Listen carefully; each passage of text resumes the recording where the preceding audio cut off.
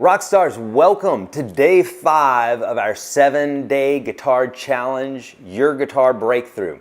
Friends, we're going to have a blast today. I'm calling this like a field day because we've done a lot of hard work the last 4 days. We've spent 8 hours together, more than 8 hours together, and man, we've been crushing it. And so I want us to have a lot of fun today, delving into the bundle that I'm setting you up with, okay? This is a pay what you can bundle. I want you to have it.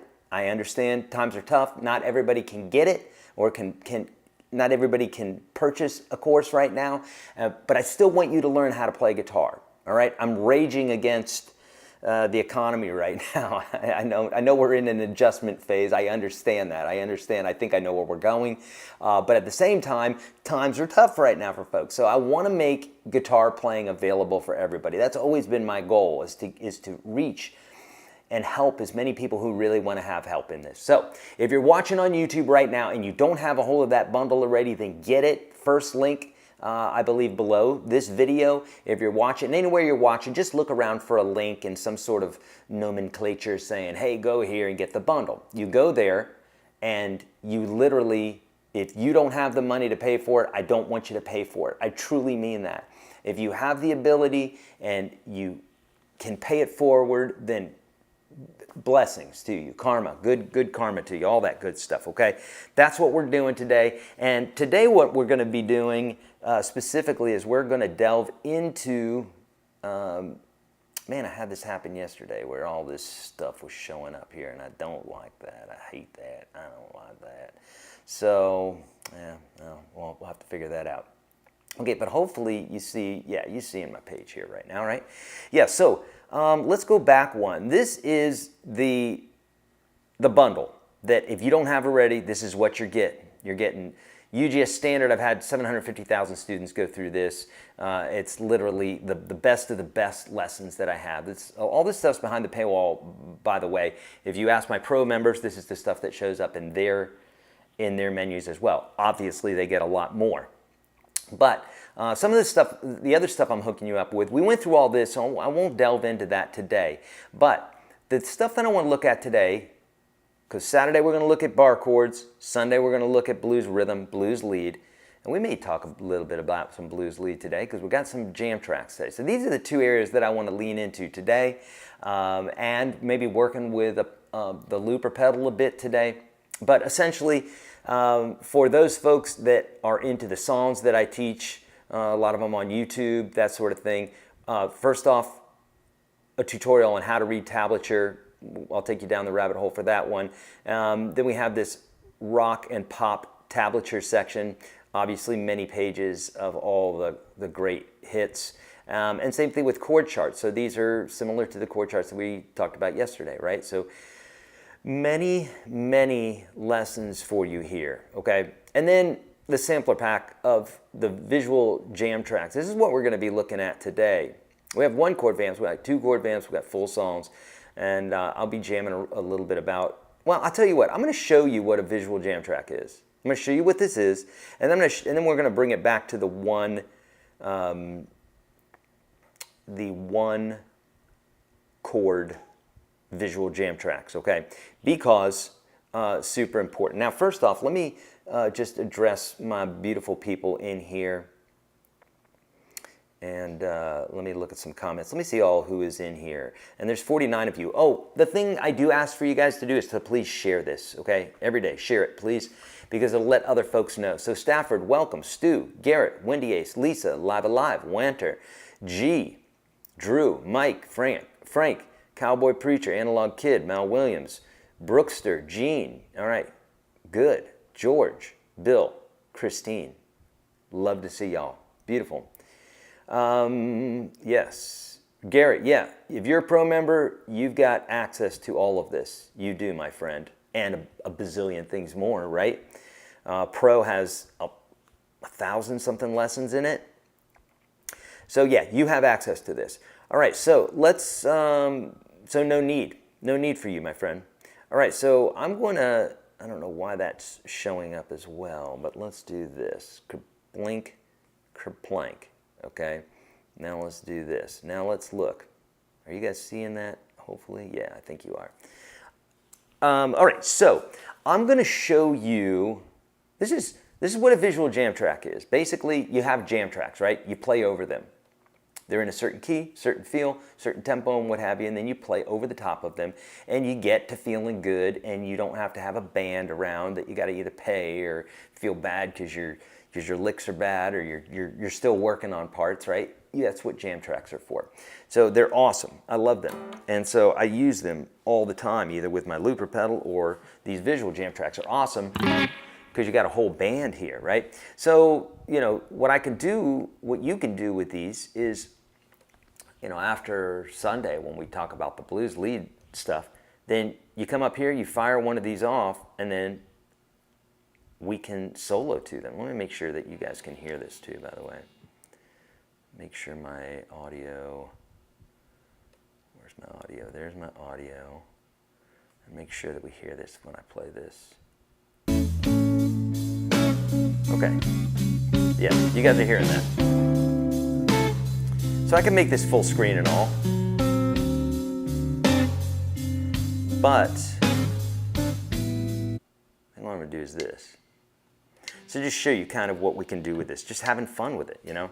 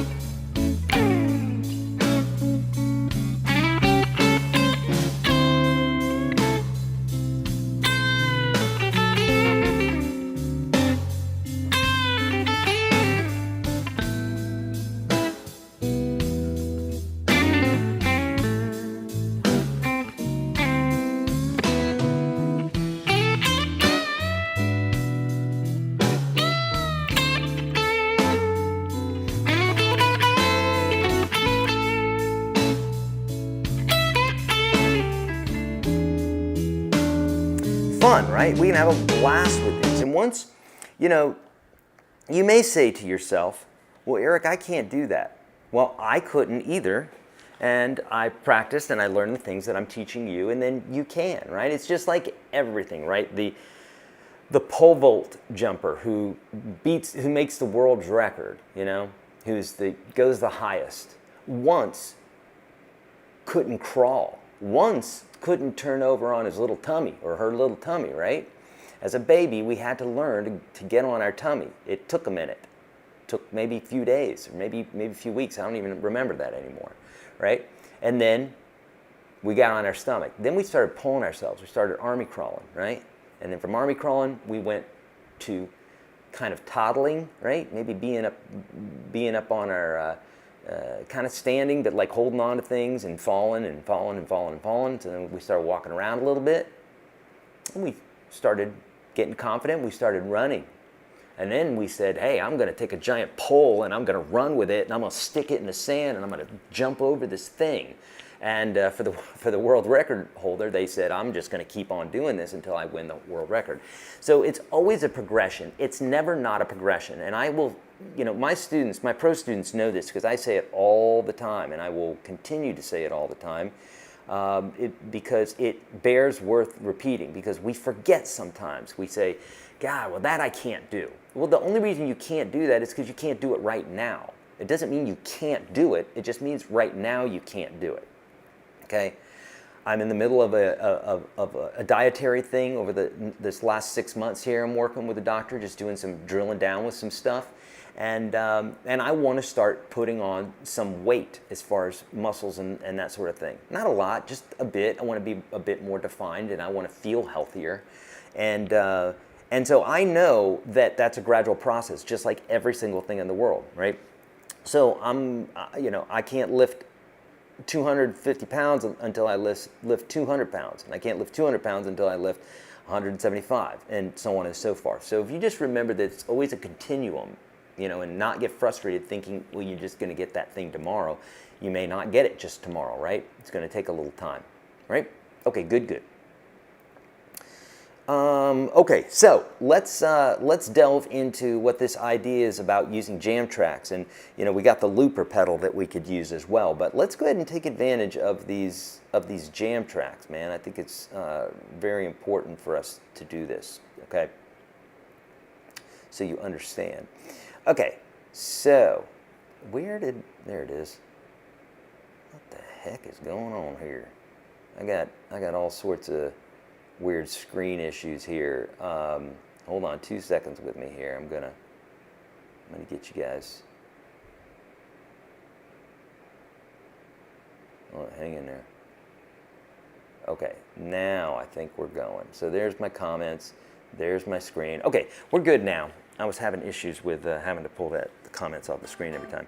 Okay, so let's look at this again. This is our jam track screen, except we're going to go back one, because people go, well, how do you get started with this? And so let me tell you how to get started with this. It's not difficult. I give you these full songs, then 2 chord vamps, right, and 1 chord vamps, and we're going to look at this 1 chord vamp here. This is just 70s soul, so this is the vibe. It's in C major 7 is the chord, and so what's 1 chord? And you may say to yourself, well, Eric, what am I going to do with 1 chord? Well, I tell you what you're going to do with 1 chord. You're going to start understanding, just like that baby did. It's not time to grab that pole vault or that pole, right? It's not time, because you ain't running yet. We're just barely walking, maybe. Everybody's in a different place. But we have to learn in order. So what you do is, and this makes it super fun too, by the way, learning this way, you do what you can, and then you lean against what you can't. And when you do this, it's super exciting and super fun all the time. If you're doing stuff that you know all the time, it makes life boring. If you're trying to do things that you're not capable of doing yet because you hadn't earned it yet, it's really, really frustrating. And like I say, just like the surfer riding the lip of the wave, if you're too far in front of the wave, you're going to get pummeled, because that wave's going to go faster than you, because you stall, and then here comes the wave, and then it topples you over. That's the frustrating part, maybe, is say being at the crest of the wave, being at the top, right? And being at the bottom of the wave would be the boring. You want to be at the lip, the quan. You want to be right in between boredom and frustration. You don't want to be bored. You don't want to be frustrated. You want to be excited. And the way to do that is to figure out what you can do and lean into what you are not able to do, but what you desire to do, okay? So that's what we're doing here with this jam track, is we're saying we're not going to worry about a bunch of chords. We're going to worry about 1 chord, okay? Now, I'll also give you these examples on the screen as far as like the notes you can use, and I'm going to use only that right now. I'm going to use the G, or the C major pentatonic scale, which is this right here. And so I might go to some different places, but for the most part, I think I'm just going to stick to that, okay? And so now, if you think about the outline of the chord, right? The notes 1, 3, and 5. Anywhere you see a 1, a 3, and a 5, those are the notes of the chord, okay? And the 2 and the 6 are kind of the outside notes. Meaning, if we just have a chord playing, the chord itself is made up of the 1, the 3, and the 5 in this case, okay? Okay? And so anytime we see a 1 or a 3 or a 5, we're actually arpeggiating or playing the note in the chord. Okay? If we play a 2 or a 6, then we're playing notes in the scale, but not necessarily in the chord. And those notes typically create a little bit more tension, but without the tension, it gets real boring. And we're just playing arpeggios all the time, and that can sound very boring. We got to bring in some other notes. So just like a child who eats very simple foods, and then when you grow up, you want to have some spices, some salt, some peppers, some hot, some sour, some bitter, those sorts of things, and you start appreciating those. That's kind of what those other notes are. And so I'm going to play this, and what I'm going to do is I'm going to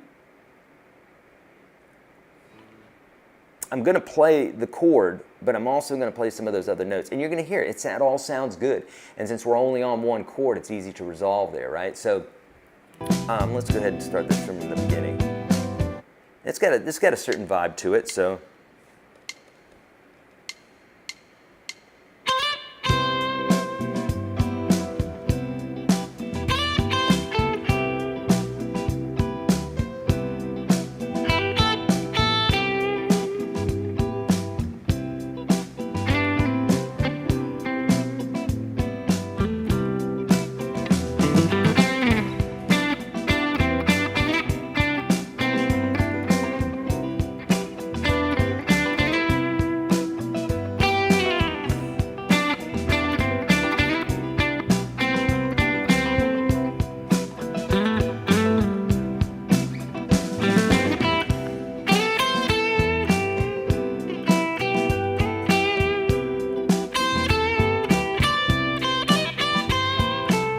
So it's not fancy, it's not anything complicated. I could go slower, I could go faster. I'm just sticking to the pentatonic scale.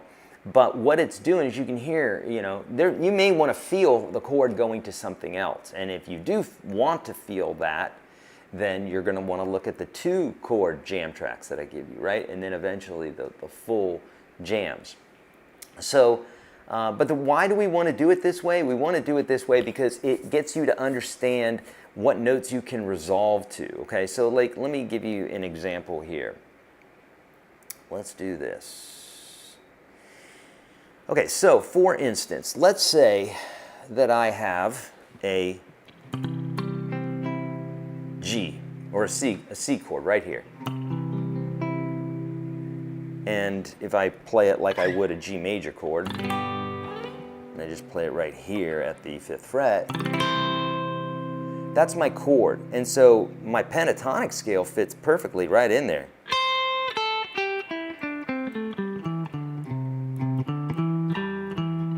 Here's my chord.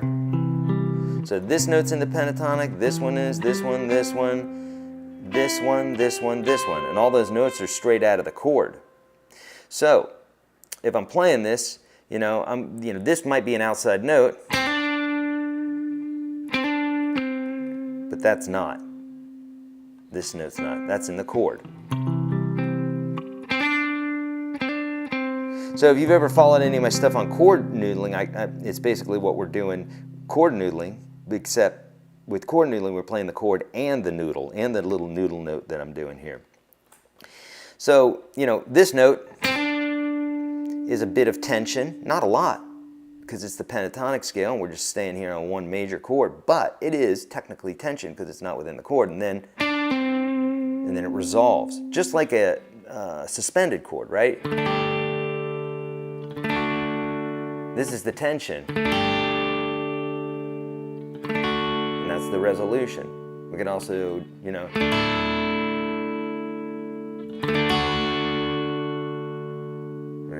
or playing a G major chord. There we have a suspension here.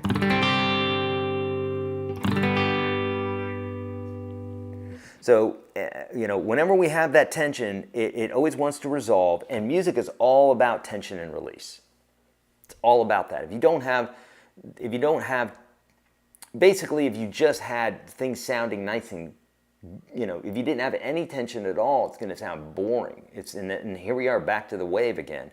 It's the boring area, you know what I mean? And everybody is in a different place. So some people listen to atonal music or 12-tone music that doesn't have a tonal center, and it's just literally all over the place. I studied this in college. It's not a music that's very pleasing to the ear, at least to me.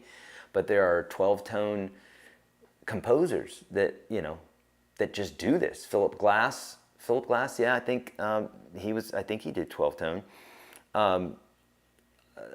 There are other composers that just like that's what they leaned into, but you know, we want we want music to feel good. So everybody's going to be in a different place, and it's all about tension and release. So we're going to start off with something very simple like this. Now we could do the same with a looper pedal. You know, we could just, you know, play one chord, you know,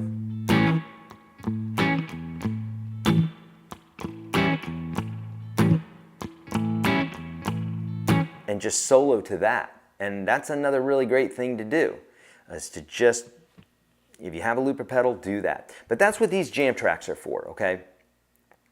Let me show you further. These jams sound so great too. This is one of my favorite. This is Gypsy. This is minor swing, you know, like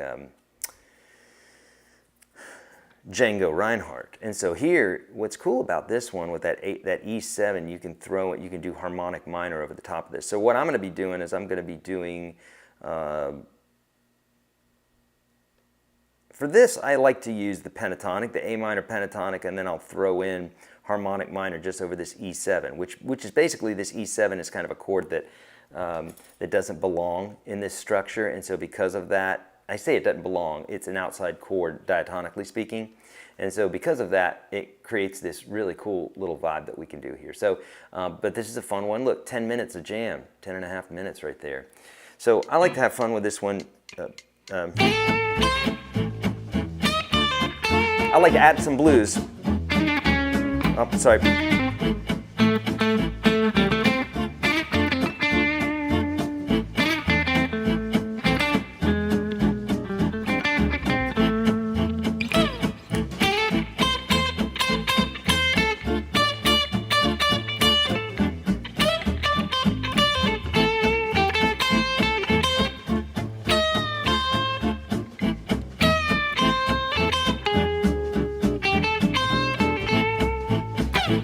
So you can have so much fun with these, okay? So take advantage of these. If you don't know quite how to use them, then hang out with me on Sunday, and we're gonna talk about blues, we'll talk about minimalistic blues, and we'll talk about improvisation and bringing those notes into those chords. It makes it super fun, okay? All right, I'm gonna look for any questions that I have here, and then we're gonna delve into the other section that I have here for you. Any questions that you might have so far, please bring them on. I'm here for you. In what section are the tabs you talked about the other day? Okay, that's where we're going to go next, Bill. Thanks for asking that question. Oh yeah, thanks for adding this, Mike. This is the tip jar. We have a tip jar now, so there it is. Where we were going to put a little QR code. That's what we should do. Mike, let's get that QR code, and then we'll put that up on the screen for folks if they want to donate to the cause. All right, so let's look at this next section here, which is the tabs. For those of you who are new to this, so the other day we talked about playing to chord charts, and we can talk about that again a little bit. But this has the how to read tab, got some blank tabs for you so that you can get going on writing your own stuff, tabbing out your own stuff. But this video, and especially this PDF, is really going to help you understand how to read tablature. And tablature is super easy to learn. It's been around for hundreds of years. It's not a new thing. And it tells you exactly where to play on the guitar. Remember I said to you that an E, high E, is right here, here, here, here, and we had it on 6 places on the guitar right there. So they're all over the place. But, you know, so when you're reading piano music, a middle C is a middle C. There's not multiple middle Cs. There's multiple Cs, but they're different octaves. On the guitar, it's not that way. You have the same notes oftentimes repeated. Now the low E there's only one low E on it, and there's only one, you know, note that's way up high, but some of the in-between notes, especially, you know, starting, well, like I said, that high E there, you can play that on all 6 strings. So there's multiple places you can play the note So that's where tablature comes in really handy, because you may be reading music and you're like, well, where do I play it? I could play a high E here, here, here, here, here. You know, I could play it all those different places. Where do I play it? Usually the answer is where the other notes are. We're not jumping around on the neck, okay? So understand how to know how to read chord tablature is very, very helpful, because then when you come here and you start reading those chord tabs, you'll be able to, and here they are. The chord tab's going to be right there. And oh, look, who's this nerdy guy teaching some Weezer tunes? So then you also have me teaching some Weezer tunes there. So pretty cool. You've got many, many. I said there's 50 lessons in here. There's way more than 50 lessons. There's so many lessons in this thing. This pay what you can course. Okay, so that's where you're going to see that those tabs. Okay. And then the chord charts are going to be right here. And chord charts, again, are like what we talked about, I think yesterday when I was showing you how to play to Amazing Grace. Okay? Awesome. All right. The Boss RC5 is another good looper. It has a drum program that you can use as a metronome. Yeah, anything that you can to keep the timing is really good.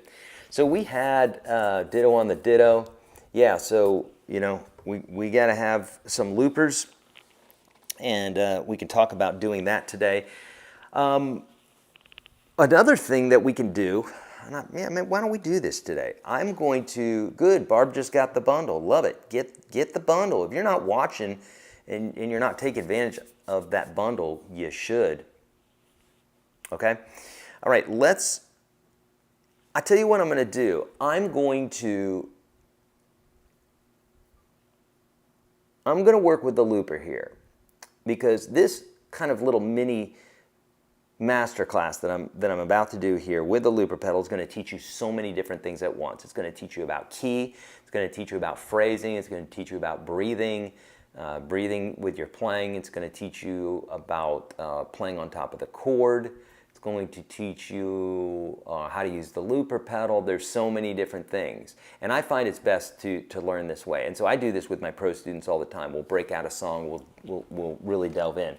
Now, what's most important to me is that I get your questions answered. So if you have a question, please let me know.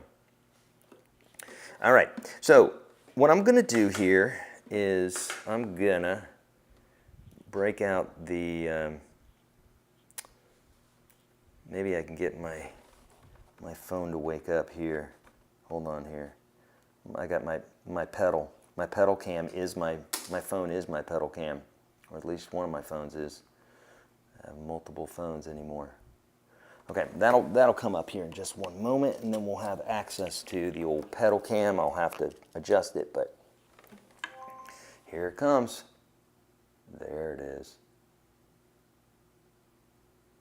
Okay. So let's go back here. Let's get the pedal cam up. We got the pedal cam. Nice. Okay. So now I've mentioned to you guys that, pardon my necklace there. What you're looking at down here in the upper right-hand corner it's called the Kemper Profiler. It's the stage model. I used to have the toaster. It looked like a toaster, or like a giant lunchbox, if you will. And I love this one because literally when I go do a gig, this is my rig right here. And I also have a speaker that I use, and obviously my guitars and everything, but I don't have yet another amp. I don't have yet something else to create tones. This is it. This is everything. So, I'm going to show you a bit how I use this. So, you know, my standard tone, I call this Eric's pedal board, because when I went this route, I used to have all separate pedals. I still have a ton of them. In fact, just right behind the screen here, I've got the whole bed is just like strewn with pedals, because I'm like, I don't need that anymore. Don't need that. Don't need that. Don't need that. So I'm getting rid of some stuff. But I had this huge pro board. I mean, it was just giant, and all individual pedals. And oh, thank you so much, Mike. Mike just sent me that. Mike just sent me that QR code. I think we're going to take this, and I think I'm going to try to drop it on the screen here. And If it works, great, and if it doesn't, then we'll figure it out. But let's try this. Hold on, hang in there with me. I don't know if this will work. Will this work? That's a little big. That is a little big, isn't it? Is that too big, guys, or is that the right size? You know, I don't know. It's just crazy looking. All right, I don't know if I'll be able to do that or not. Let me see. Hang in there with me. Let me see if I can make this thing work. And then I'm gonna get to the pedal here. Can I make this? Can I resize this thing? Let's try. Hold on. Oh, don't mess it up. Look at me trying to do this thing live. Oh, here we go. Hang in there. Here we go. Here we go. For folks, you know, people have been paying via Super Chat, and I so appreciate that. It really is super kind of you guys doing that. But what happens is Google takes so much of that money, man. It's just like not cool whatsoever. So there you go. We'll stick that guy right there in the upper corner here. And yeah, if you want a tip, you know, pay it forward. If you have this system already or whatever, and there you go. There's the tip jar. Okay, so let's, thank you for that, Mike. I really appreciate that, buddy. I do. All right, let's get into it, and let's, let me show you what I'm doing here. All right, so I used to have this big pedal board with all the separate pedals, and then when I went to this route, I was like, yeah, but I do love having all those separate pedals. See, with this system here, basically I have a song or a set of songs or whatever, and I program everything ahead of time, and then I'm going. And I love that. The way I used to do it is, you know, this is the overdrive that I want. Oh, I want some delay, boom, that sort of thing. Okay. Mike's saying make it smaller. Mike is everything like aesthetically for me, so like, and everything else too. He keeps me in line. Let me know if that works, Mike, or if that needs to be smaller yet. Okay, and so you can just stick your phone and shine it right at that thing. Take a picture of that, and if you want to donate to the old tip jar, you can do it right there. Okay, thank you, Mike. Let me know if it needs to be smaller yet. So, and when I have that other pedal board, see, what I'd be able to do is I'd just say, well, this is my basic sound, or hey, I need a little bit more beef here. I need it to be, you know, stronger. So I'm going to kick in this pedal, or I just reach down and I just turn the gain up a little bit. And if I wanted my delay pedal, I would just turn on my delay pedal. So essentially, that's what I have here. Is I have this basic tone. That's not basic. So that's my basic. You know, it's got the spring reverb.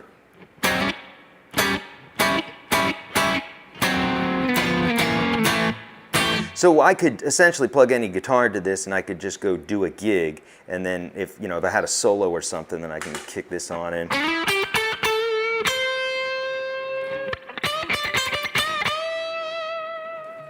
And I got my rhythm tone. If I wanted my delay, I got that here.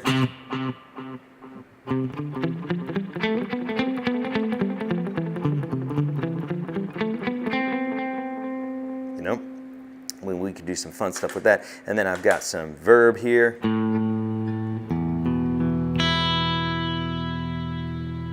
then I have something really cool here that's called infinity. This is this infinity pedal, or this thing right here is something I programmed to where basically if I hit a chord, I can hit that, turn my guitar off, and I got a little symphony playing there, a little E minor symphony. And so now I can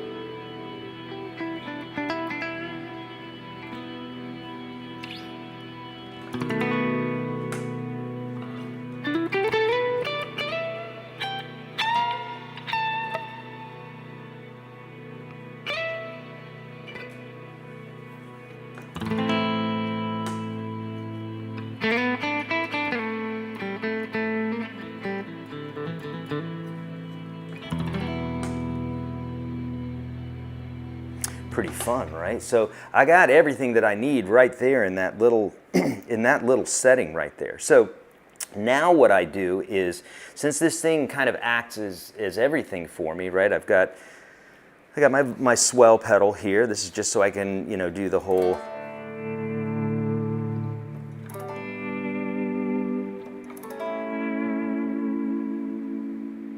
just swell that up right here instead of using my volume pedal. That keeps my hands on the guitar. That makes things very handy, right? So now what I can do is I can turn on my looper and I can create a little something. And so let me think. I'll create something. Let's see. Maybe I'll do a.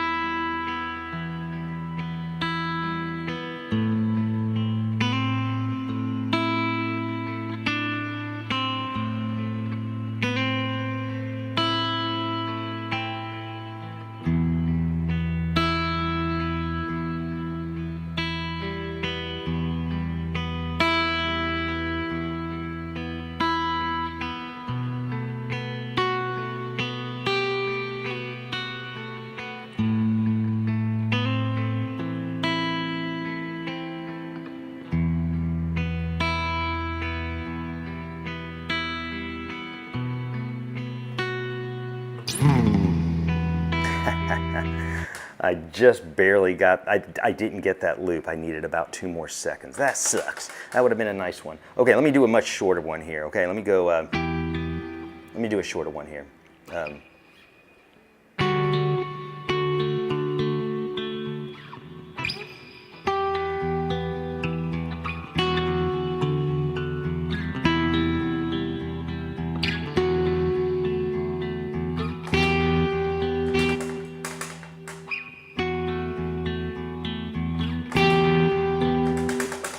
Sorry, I'm having issues.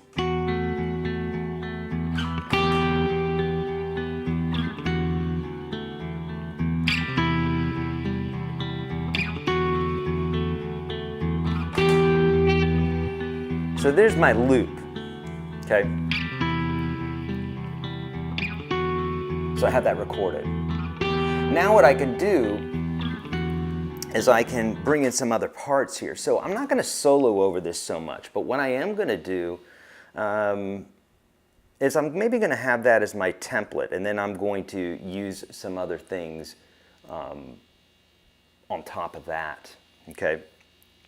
And actually, I mean, made that quite busy just in and of itself, but that's okay. We already have some nice voices in there, so let's think of something else now. So something that I'll consider doing whenever I'm composing is, again, it's a conversation. Imagine if you're talking with somebody and they're super excitable and they bring so much energy to the group that if somebody else brought the energy, you'd be like, it'd be too much, right? So think about that, like what you could bring to a group. Like if you have a group project and one person's like super organized, somebody else does something else, somebody does something else. So if you think about in a band situation or in an ensemble, or if you're trying to create a jam, some sort of ensemble piece yourself, then with something with many pieces, then you want the different pieces to sound different, right? Because if not, then they just all sound the same. So it's the same reason that you go to that you go to the symphony and you see, you know, one instrument's playing one thing and then another instrument is playing something else, then that makes it sound great altogether. If everybody was playing the same part, it would sound really not good, right? It gets boring. So we have this, and if you want to play along here, you know, the chords are E minor, D, and C, and then back to D. Okay? And so now what I'm going to do is I'm going to play this. I'm not going to record, but I'm going to see what different things I could do to make it kind of sound cool. When I find something, then I'll add on top of it. Now you notice when I did that, the loop, I kind of played the chord ahead of time instead of just going straight into the loop. And in fact, I'll do this again, but let me take you back a step here. Let's say I just started the loop. Now I see people run into this problem all the time. What they do is they go, they'll go to do the loop and they'll just jump into the chord right away. But I have all this reverb. And so if I just start into the chord, that chord will have reverb, but the last chord won't because it gets chopped off at the end. Because if you think about a perfect loop, so we start 1, 2, 3, 4, 1, right? So think about the one chord, whatever chord that is going to have that, what we call an effects trail or a reverb trail, or if we had a delay trail. So it's going to have that. So beat 1 would have that, beat 2 would have that, beat 3 would have that, and beat 4 would have that, but then if it went beyond the next beat, our loop is a perfect 4, you know, beats or 8 beats or whatever it is, it gets chopped off at the end. So you have to play into the loop, if that makes sense. Here's an example so you can just hear it. I'm just going to jump right into it, and you're going to hear how it kind of sounds weird, okay? So I'm going to go 1, 2, 3, 4.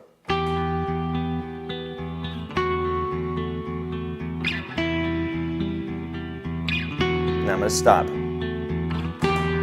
That's my perfect loop. Now listen to what happens at the end on this fourth one right here. Well, hell, that sounds great. Hold on.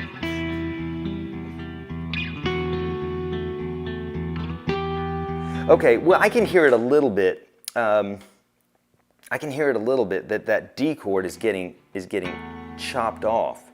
At least the reverb of it is. But because there's so much reverb there, I think it's getting swallowed up. So let me try it like this. I'll try it like this.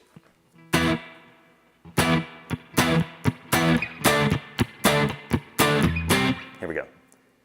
Let that reverb die off. So 1, 2, 3, 4.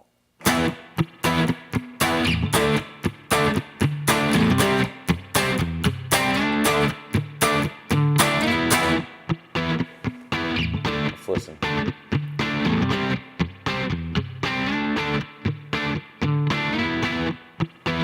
Doesn't sound too bad. You might find in some occasions that it works, but a good habit to get into, because it doesn't always work, and most of the time it doesn't.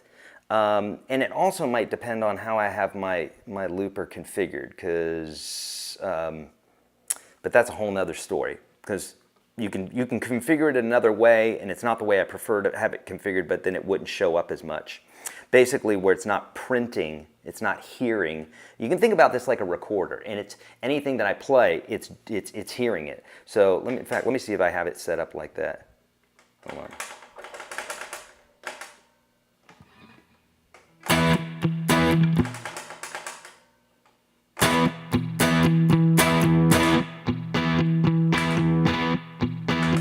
Okay, I don't have it set up that way. So basically, think of this as a recorder, okay?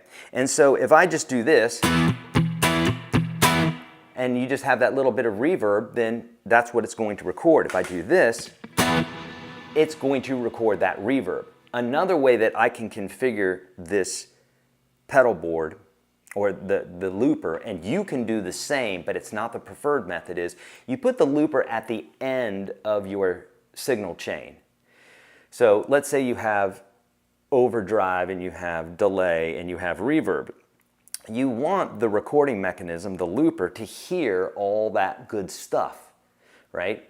What you could do is you could put the looper at the very beginning, like I used to have on my old pedal board. I had one at the beginning and one at the end, and I'll tell you why in just a minute. But you could put it all the way at the beginning, and then it's just listening to your raw guitar. And then it's going through the effects. So what the difference is this. If you wanted one guitar to have certain effects on it, you wouldn't get that choice because it's just the raw guitar and it's feeding through all your effects. So if you have the reverb on, it's going to sound like reverb, but as soon as you wanted a guitar part without the reverb, you'd kick off the reverb. Now the other guitar part doesn't have reverb either. So think about it going in that chain. If the looper's at the beginning, it's going to get, you're not going to get all that good stuff printed or recorded. So what you do is you take the recorder, the looper, and you put it at the end, and then all that nice, yummy stuff gets printed on the looper. And I was thinking maybe I had mine set up that way, but I don't. I've done it before, and there's a reason for it. The reason I would do it is I would play a riff, you know, I'd be like, and I would just record it. I'd just be like, and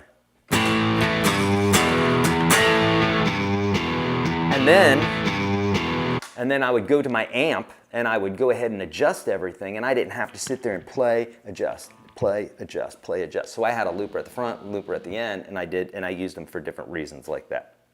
But 99% of the time, you're going to put it at the end. Okay, so now if I go, let's just go.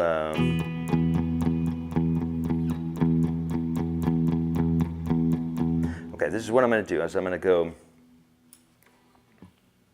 record this part first. I'm going to go.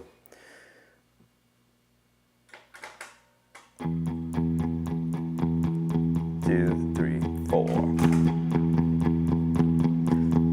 3, 4. 1, 2, 3, 4. 1, 2, 3, 4. So that's my perfect loop. 2, 2, 3, 4. 3, 2, 3, 4. 4, 2. Beginning of the loop. 1, 2, 3, 4. 2, 2, 3, 4. 3, 2, 3, 4. 4, 2, 3, 4.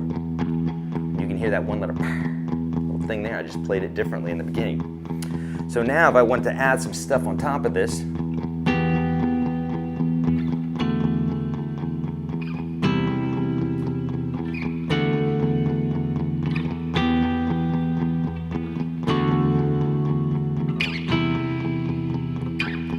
I like that, so I'll record that. Okay, so now I'm looking at this little thing in here, and that's going to take me to the end. 3, 4, 1, 2, 3, 4, 1. Actually, 1, 2. Well, shoot, here we go. Let's do this. 1, 2, 3, 4. 1, 2, 3, 4. 1, 2, 3, 4. 1, 2, 3, 4.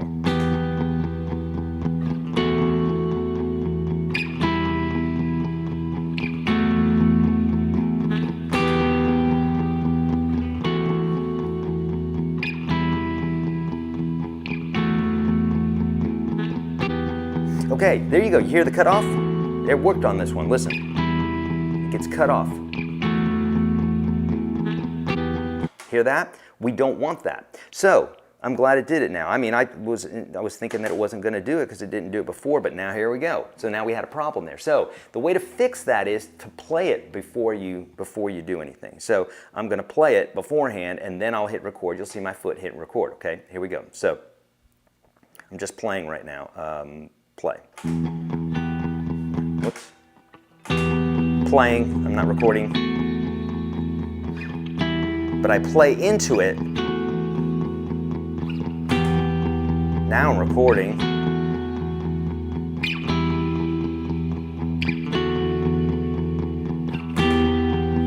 Now we should have that nice reverb going throughout, and it won't sound like it gets cut off. See? There's a little bit of a seam there.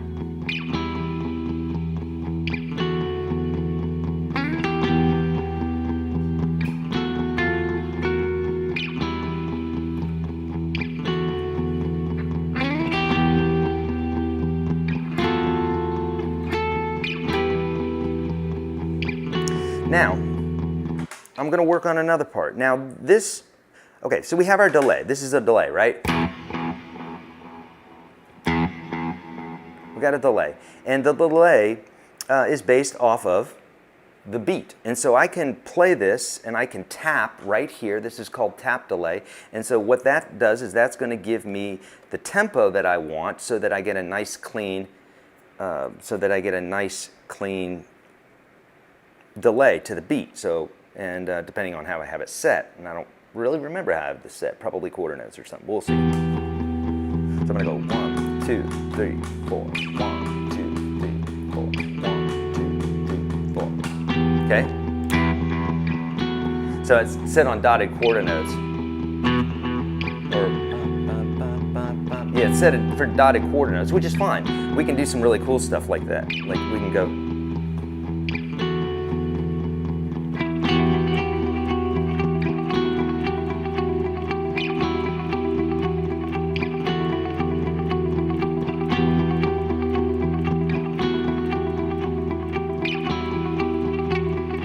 That's kind of cool, right?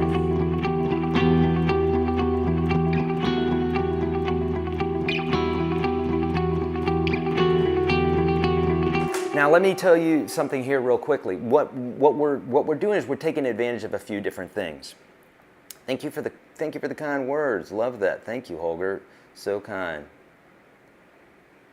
Thank you. So sweet. Good vibes. So we're doing a couple different things. We're playing through this cool chord progression, but we also have this low E playing the whole time. This is a technique called the pedal technique. Not these kinds of pedals, but a pedal like if you've ever heard, you know,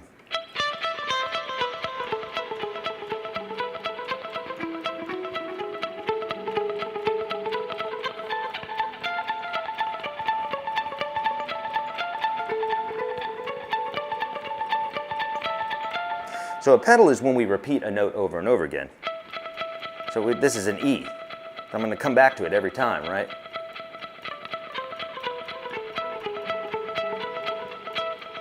I'm doing that between every note.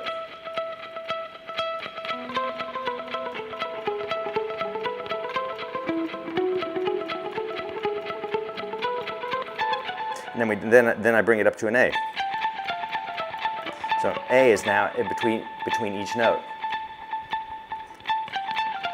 That's called a pedal, or in this case here, it's still a pedal, but it's also called a drone, meaning it's a droning note that's just going on. And so when we do that, it creates a vibe. It creates a cool vibe because it's like, remember yesterday? I think it was yesterday when I played Lights, the song Lights. The whole song's in the key of B minor, so the band was playing B minor, G. Was it G? I think B minor, G, A, and maybe F sharp major, I think, or F sharp 7 or something like that. Anyhow, that was all in the key of B minor, but I was droning a B minor chord. And so this is a technique that I love to do, because what it does is it makes it to where it's not so predictable, and you have this one thing just happening in the background. Now, this chord progression is a really common chord progression that I'm playing. It may sound new, but it's been used in a million songs. I can hear it coming in the air tonight, right? Oh Lord. I've used this chord progression in a million different things. I think we could probably go. Yeah.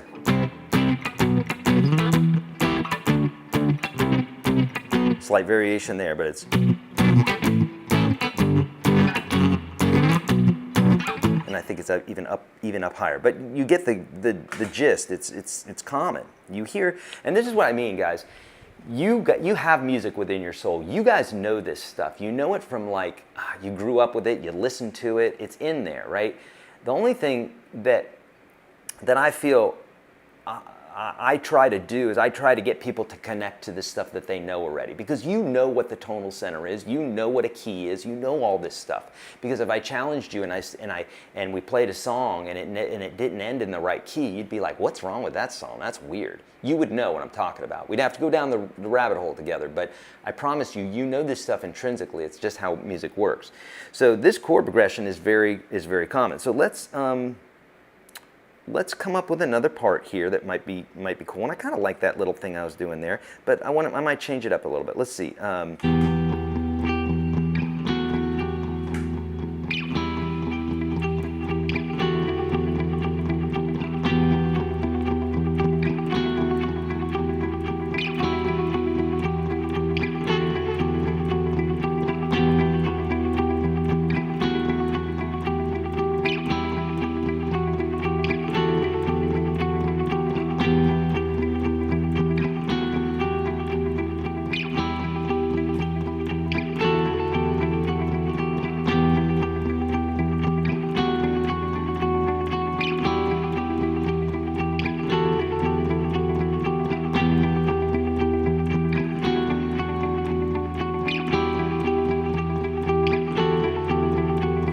Okay, I like that part. Now let me tell you why in my head I came up with that. Is because the first chord is an E minor, and so I'm just playing, which is right out of the E minor chord. Okay, I'm not just inventing stuff. I'm not just like you may be watching and going, gosh, he's so inspired. Like, how does he know to do that? No, I'm using, I mean, yeah, kind of, but not really. I mean, like, if I didn't know the things I know, I wouldn't be able to do it, right? No one just does this stuff by ear. I don't care who they think they are, it doesn't exist. You have to know the instrument. Otherwise, you know, the people that say, oh yeah, I do everything by ear, it's like, okay, let me take your guitar and I will tune it. It'll be in tune, but I'm going to tune the strings to whatever I want. Meaning, they'll still be in concert pitch, but they're going to be different. Your fingering is going to be different now. So go with your ear. And they're not going to be able to do it because they're expecting notes to be in certain places through memorization. So it's not, it's a misnomer, or it's misleading to say it's just by ear. It's not. They're doing things by patterns is what they're doing. And so like I always say, if you know the patterns, you end up knowing the patterns is like 90% of ear training, because you know what these things are, but you may not know where to get them or what is actually happening. Once you get the definitions, then now you know. So for instance, for that E minor chord, I'm playing, which is just a dyad. It's just two notes out of the 3-note chord. So here are the 2 notes that I'm playing. So I go. Now the reason that delay is working out so nicely is remember I tapped it out, and because I tapped it out, I have this set on what's called dotted quarter notes. So just like, it's been used for years, right? So like if I,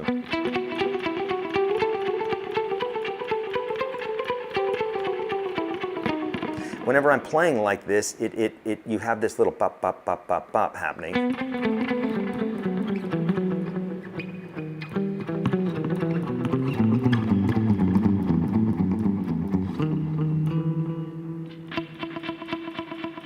So we've got ba da ba da ba da ba da ba, right? I'm playing one, and then the delay's playing one.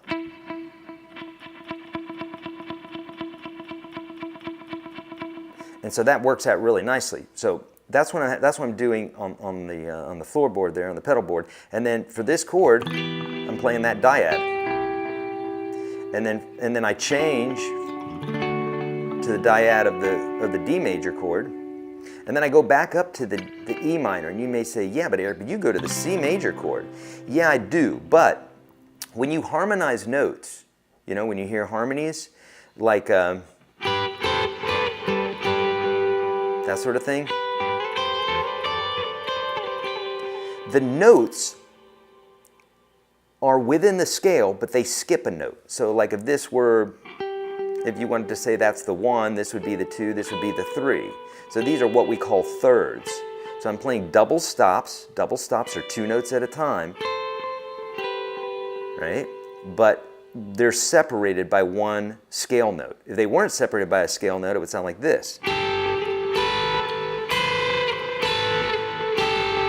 that doesn't sound good. But when you separate them by 2 notes, now we have harmony, and it sounds really beautiful. And you can do harmonies, or you can do other harmonies, but the third is the most common one. So what I did is I decided to go E minor here, and then I decided to play the D minor, or D major chord, and then when I went to the C major chord, I just harmonized two scale steps up, back to the E minor chord, which is also in the C major chord. And so it works out really nicely, and it's not predictable. See, I could have gone, and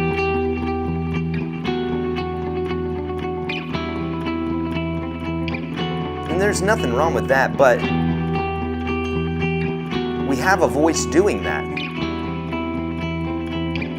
right? We got this voice going.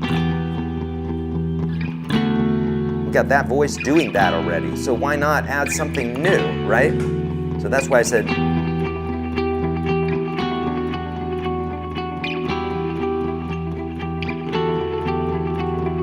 and that little thing at the end there was just me kind of noodling, just adding a little turnaround, a little fun there, you know what I mean?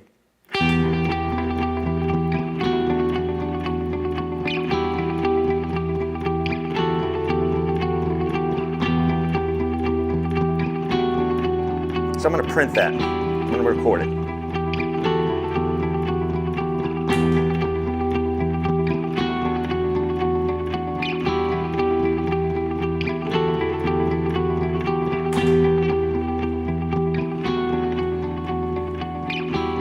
That ain't shabby. That's kind of cool. So now whenever I'm composing, whether I'm composing a solo or I'm recording or I'm coming up with a live part to work with the band or something like that, sixth intervals work great. You're correct, David, because a sixth is a third flipped upside down. Did you know that? So like what David's talking about is I could have done like, I could have done this sound.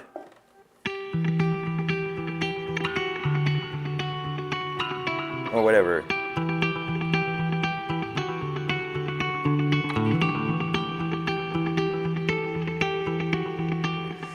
But the reason I didn't do that, I could have gone up a sixth, but the reason I didn't do that is because that note was taken by the previous voicing. But you're 100% correct, David. That's a beautiful sound, actually, sixths.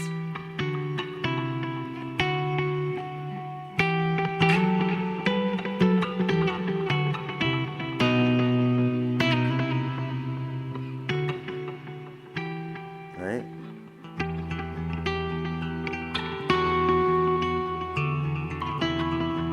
It's kind of similar to what we were doing there earlier, right? So that's why I chose something different. And usually I'm not even thinking like sixths or thirds or whatever. I mean, I might go, oh, yeah, let's do some sixths or let's do some thirds or whatever. But usually what I do is I just like aesthetically on the guitar, I'm like, no, I was down in that position. Let me come up to this position. Okay, now I got the high part, I got the low part. Well, let me go to the middle part and let me come up with that. Well, I have that rhythm. Let's leave that rhythm alone. Let's come up with something else, right? So I think the original rhythm was this, right? I think it was just boom, boom. Let's listen.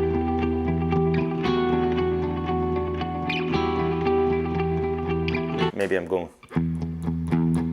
that's what I was doing, boom, boom, boom, boom, boom, boom. So I'm not doing a different rhythm here.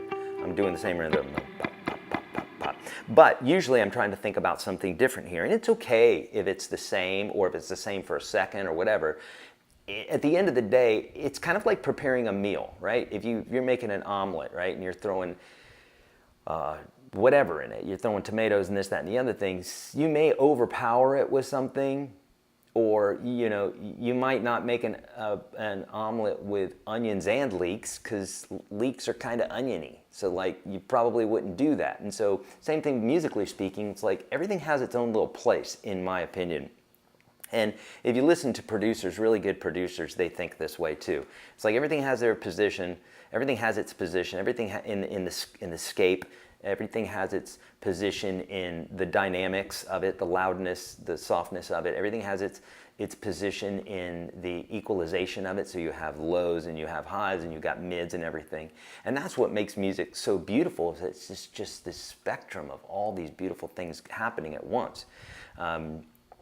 And when you get outside of that realm, that's when you start getting into music that can be real annoying. Like maybe something that's just real bass heavy all the time, or something that's just real screechy or whatever. It can get annoying, and you can only listen to it so long because it gives you some ear fatigue, right? Okay, good. All right, for those who might have just joined us, look somewhere around the screen here for the bundle that I'm setting you up with at a buy what you can, do what you can, pay what you want, pay what you can price. Okay, and right now we're just talking about loopers because we were also talking about jam tracks and all that good stuff, and here we're doing kind of like a little bit of a masterclass where we can delve into many different things at once, because I always find that these are really helpful. It's the way I learn best, and my students seem to learn best as well. Okay, so we got this new little melody in here, right?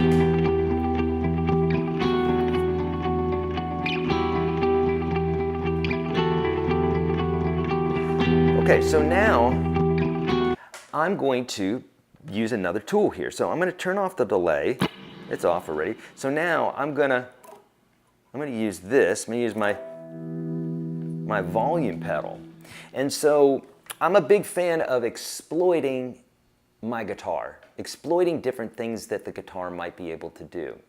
So I know off the top of my head, there's 4 chords that you can play with harmonics, completely play with harmonics, and that's the E minor, the B minor, a G major, and a D major. So you can play that right there is an E minor chord.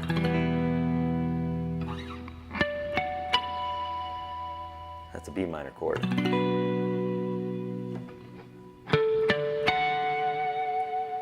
It's a D major chord and a G major chord,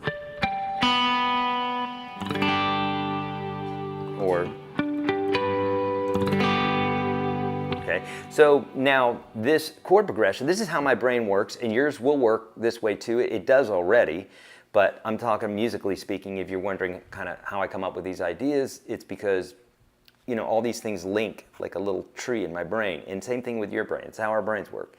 And so I go, okay, well, there's a E minor chord, and there's a D major chord, and there's a C major chord. So I say, okay, well, I could exploit the E minor chord and the D major chord with some harmonics. I could play harmonics over those chords and make it sound really cool.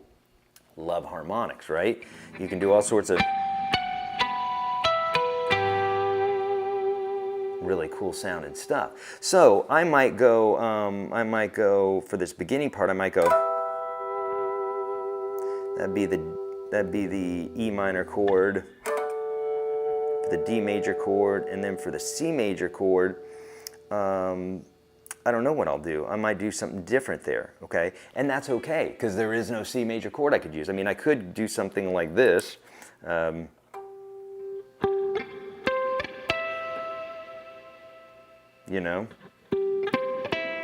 But that's going to be impractical to do. So I might do something like,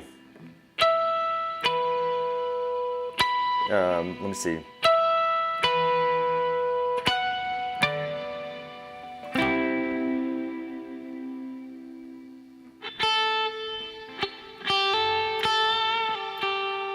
I don't know. I'm gonna mess around. So this is where you get the idea, and then you go, okay, now let me mess around with this. I kind of worked out a little bit of theory stuff here. So let me mess around with this a little bit. So I might go.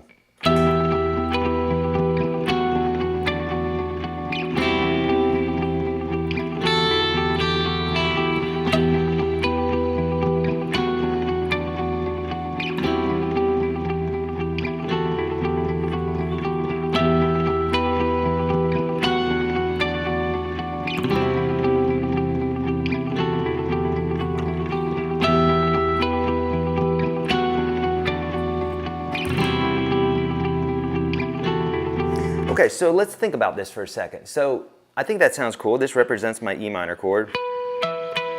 This represents my D major chord.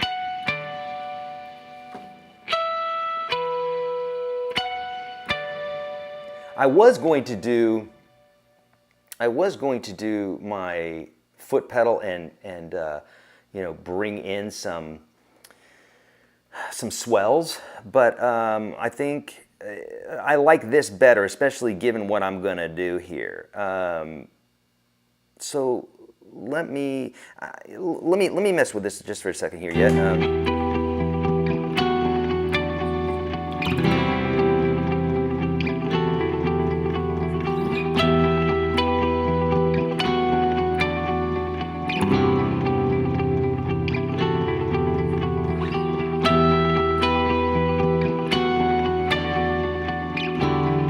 Okay, so now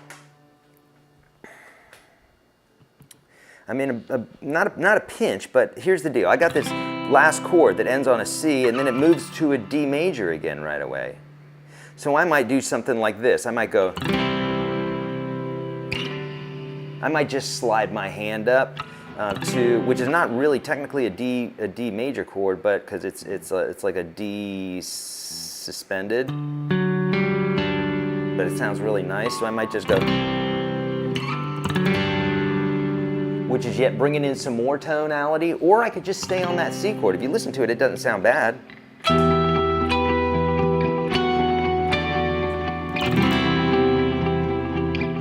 So, or I could go,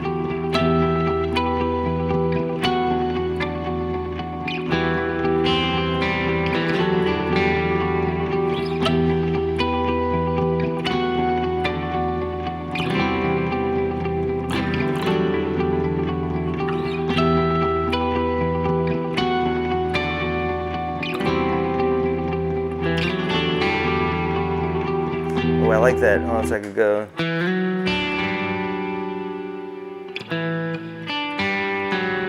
I like that, right? So sometimes you find stuff by mistake. You know, you're kind of in the territory. It's kind of like losing a ring or something. It's like it's somewhere around here, and then you find it, and you're like, what luck! I found it. And it's like, well, you were kind of in that area, and that's all we're doing here. Is we're over the target, and then what happens is you hit a happy mistake, right? So.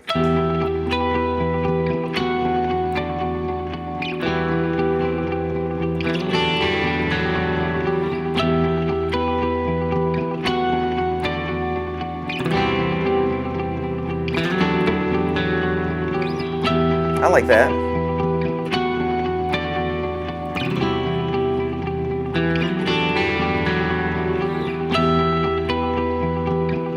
I'm going to print that.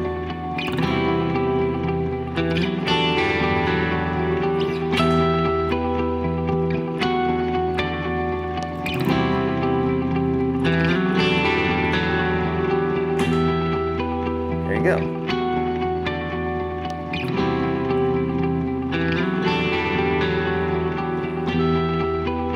I like that, even though that first harmonic got cut off just a little bit there.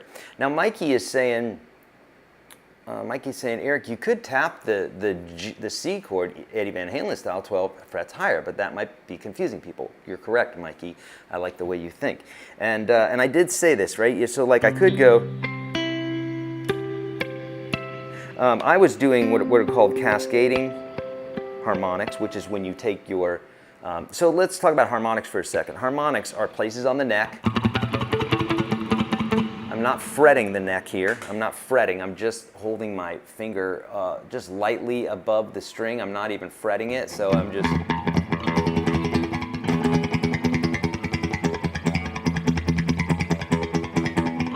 And you get these different places, these different nodes on the neck, in the halfway mark, the quarter mark, the 1/3 area, and then what happens is it just resonates in a certain way. I've got some videos coming up social media wise that are going to be really cool, that are going to show you some really cool stuff about this. I obviously have videos in all my programs and on YouTube and what have you on harmonics too. Whenever you guys need help with something, search YourGuitarSage harmonics, YourGuitarSage blues scale, YourGuitarSage Elvis, YourGuitarSage Red Hot Chili Peppers, whatever, because I got like 3,000 or 4,000 videos. Chances are I've done a video on whatever it is you're looking for, right? There's a video for that. So, so what Mikey's saying there is that, like, so, you know, 5, 7, and 12 are the kind of the magic spots on the neck where that are very usable, that we can use all the time. There are other harmonics.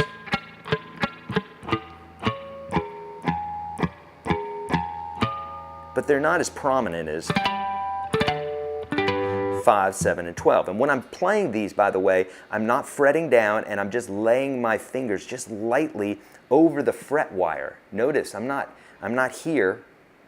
That's not where I need to be. That's where I need to play the note. But if I'm going to fret the note, it needs to be directly over that wire. If it's not, if you're like right here or right here, it's going to sound like that.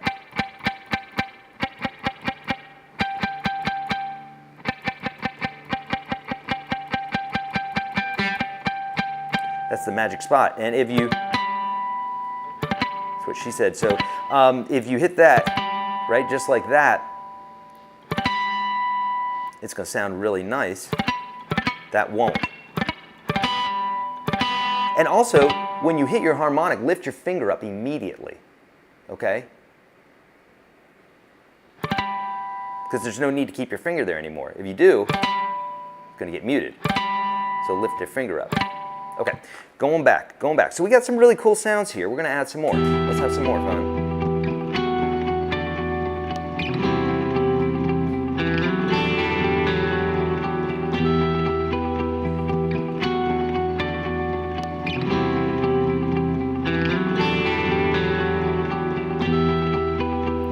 Okay. Now, I want to bring in 2 more textures just off the top of my head. Again, I'm always thinking diversity whenever I'm coming up with a solo or coming up with parts or whatever, because if you do the same thing over and over again all over the place, then it sounds like that. And and you know, who wants that? So there's something called counterpoint, which is when melodies kind of go in their own direction. You have two melodies doing their own different thing. So we could do something going up the neck to counter, to kind of do some other tones, some other tonality. So let me see, or honestly some other voicing. So remember, the cage system says that any chord that we play in an open position, we can do 5 times up the neck, right? Take a C major chord, you can play it that way, you can play it that way, you can play it this way, you can play it this way, play it this way. We can keep going. And so using the cage system now, I'm going to think, well, I got a D minor here, or E minor here. I got a D major chord right here, and then a C major chord right here. So I might do something like,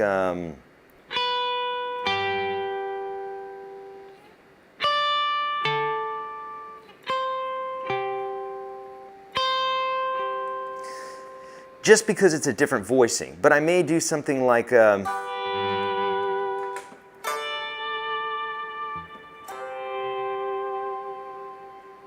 little bit of a steel guitar vibe, you know?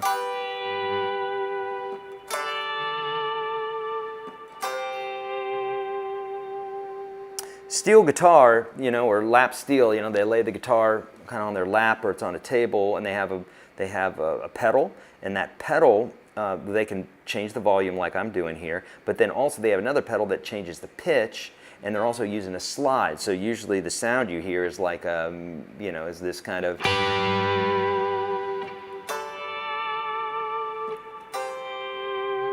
So I love pedal steel. I don't play it, and so, you know, let's see what this might sound like. Just kind of having fun here.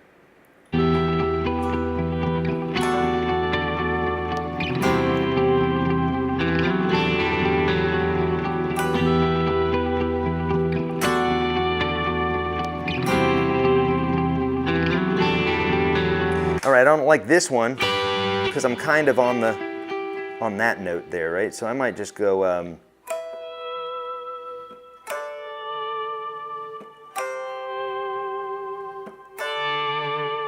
Or I might just go. I might just go.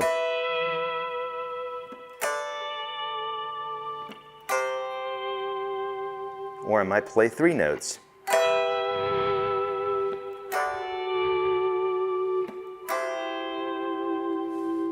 I don't know. Let's hear how it sounds.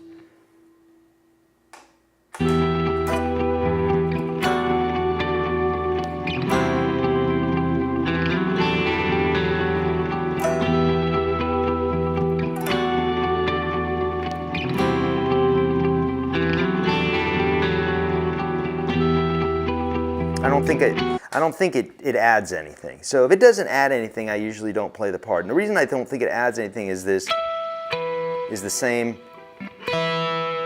So that gets lost right away, right? The harmonics get lost because it's really the same note there. When I went to here,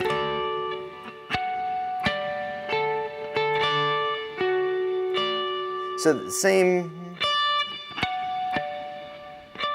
That's the same note, so that note gets lost. These are little things I think about when I'm creating parts, and you don't have to, but the more that you play, the more that this sort of thing will start becoming, interesting to you, and you'll start putting the pieces together. So I don't think those really add anything. And then when I go to here, let's see.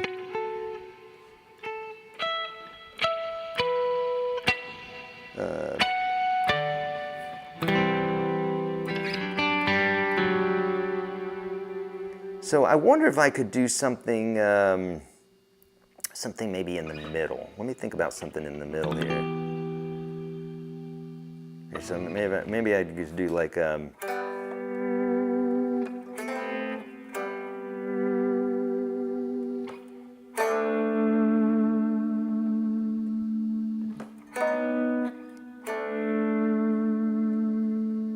Let's see.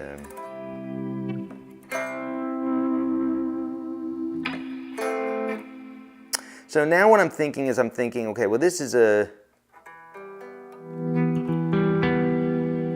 G minor or an E minor chord. So I'm going to play a dyad here, just 2 notes. That's my D major chord. That represents my D major chord. And I kind of want to go in a different direction. So I want to go up. I have an intention, you know what I mean? I don't know, that's kind of interesting.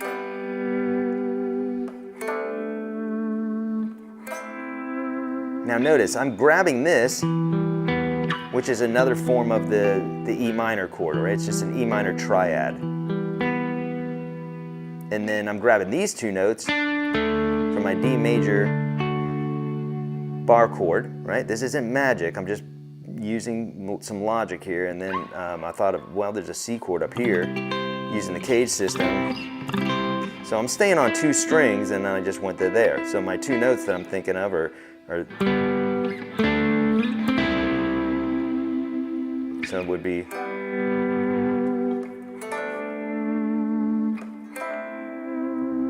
I kind of want it to sound a little louder, so I'm going to kick in my right there, which is my overdrive.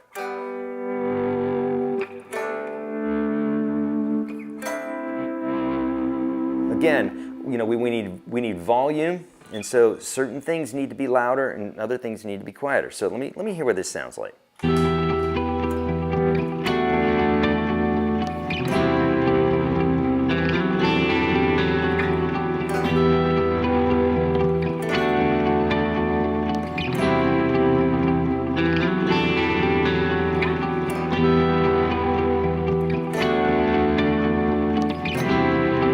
I kind of like that. Let's print it.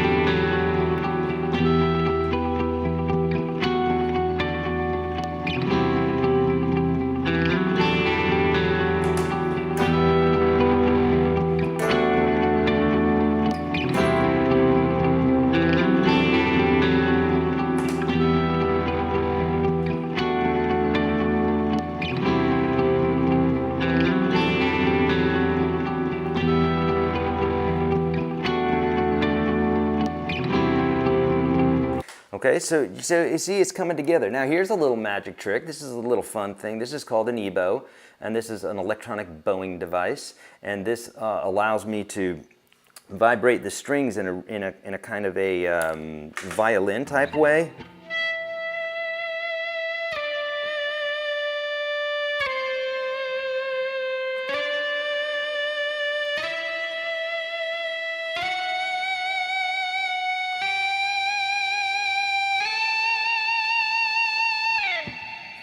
Pretty fun, huh? So now what I might do is I might say,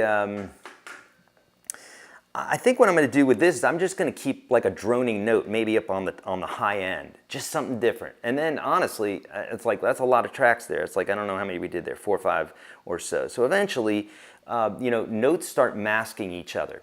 So like if you walk into a room and you hear 2 people whispering, or you hear 1 person whispering, chances are you'll be able to know what it is that they're saying.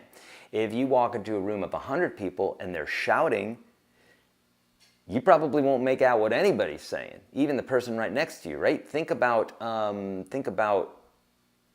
a concert when you're, you know, with your friend and you're, I can't hear you, and you're shouting right in their face, and they're like, I can't hear you. It's that, you know, so no sounds, frequencies mask each other. So eventually you can do too much. And this is also why when we're talking about dynamics, right, loudness and quietness, and we're talking about motifs like ba ba ba ba ba ba ba ba ba ba ba ba, we got that sound. If we got somebody doing that, we don't need another guy going da da da da da da da da da da da, especially with the same note, because they'll just kind of mesh each other out. The frequencies literally cancel each other out. That's how noise canceling headphones work. You put your noise canceling headphones on, the baby's crying on the plane, and the noise canceling headphones create the same frequency that the baby is doing, but it's called a phase. They invert the frequency, and those frequencies together. So this is the baby, you know, like this. This is the wave, and then they create a wave like this, and the two together create a flat response. It doesn't work perfectly because you still can hear outside, but there's some that work really, really good, right? That's how noise frequency, that's how noise canceling headphones work. And the same thing is true when it comes to mixes and songs and that sort of thing. That's why we have professional mixers and that sort of thing, is because they put different things in different frequencies, different ranges, and so that it sounds sonically beautiful. And so we need to think the same thing whenever we're in an ensemble, whether it's on tape, you know, whether we're recording or we're live. We need to be thinking about these things. And you don't even have to think about it as much as you do feel it. So you just go, that just doesn't sound right, or that's too much, or that's too loud, or that's too, it's, you know, if you've ever said to your guitar player or somebody in a band, hey, can you turn down a bit? Or just said to your son or daughter, hey, can you turn that down? Same thing. It's like, it's not rocket science. It's just like, what do you like? And some people like different things. Everybody likes different things. So, but there are certain things that seem to be common, you know what I mean? Like having a little bits of pieces here and there instead of a ton of one particular thing, you know? I love onions, but I don't want to just munch on an onion, right? There are people that do that. I don't want to know who they are. I don't want to be friends with them. No, actually, I think my father-in-law does that. He's a swell guy. Yeah, you can eat onions like that, but that's too much, right? Just a little bit. You want little pieces. Okay, so now what I'm gonna do is, this is gonna be probably the last thing that I do here on this, is I'm gonna figure out some sort of frequency that I can use with this and to create like some other note in there that might kind of be cool, you know what I mean? I tell you what, it's probably gonna be the third of the chord, which is gonna be a G. So I'm probably going to do a G somewhere. We're going to see. Here we go.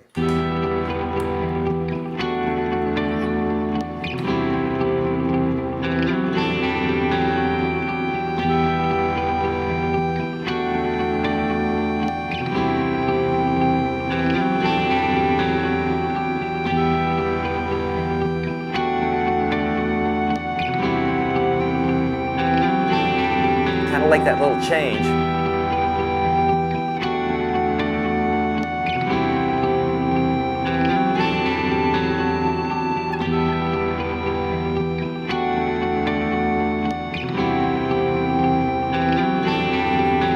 Now think about this too. I could go ba da da da, right? I could go up and do that.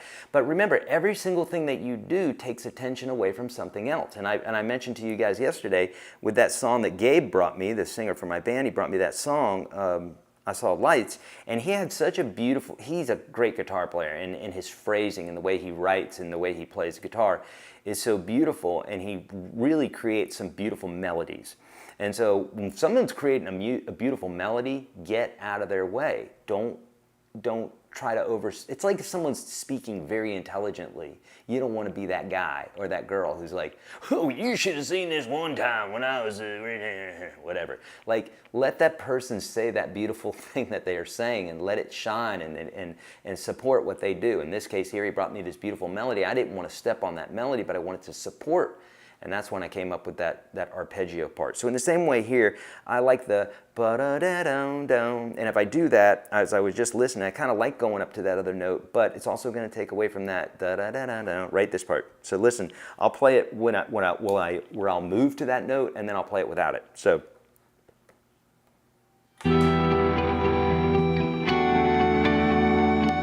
So I could go up here, but it takes away from the ba-da-da-da-da, and I like that. So listen. I like that. So I'm just gonna go. And I'm gonna keep it real quiet.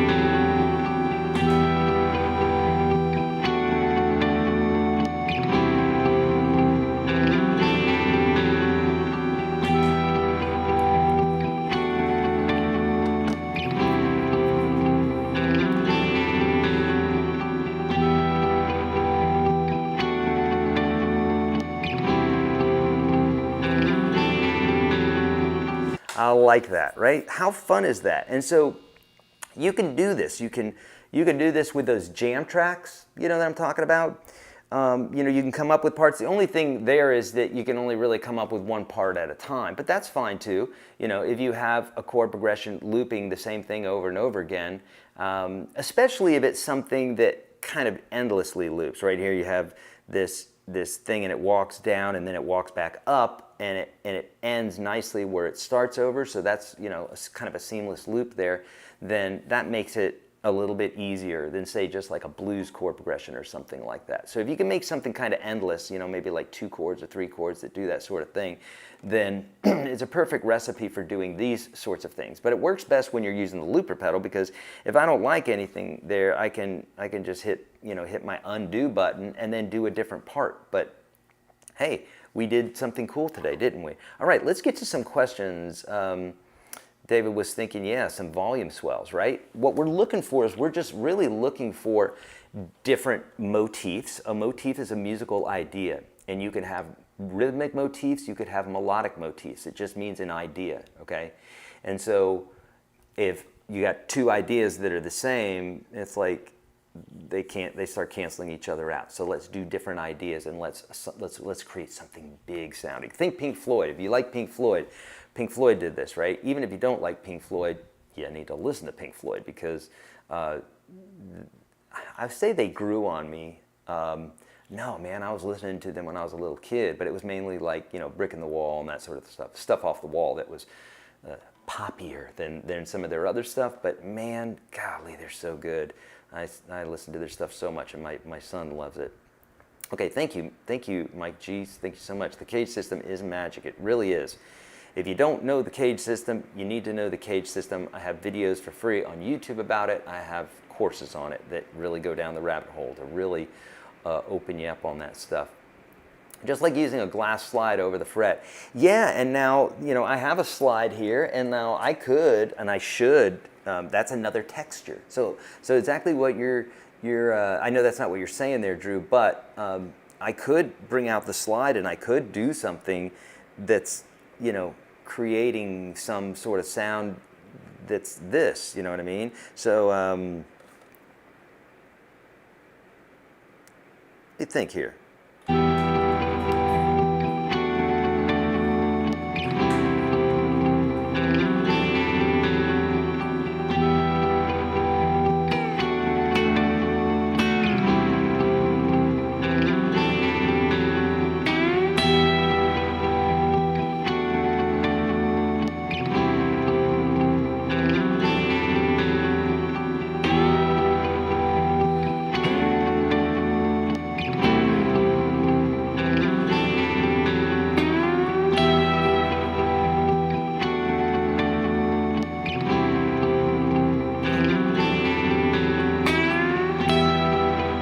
I always listen for space, like listen.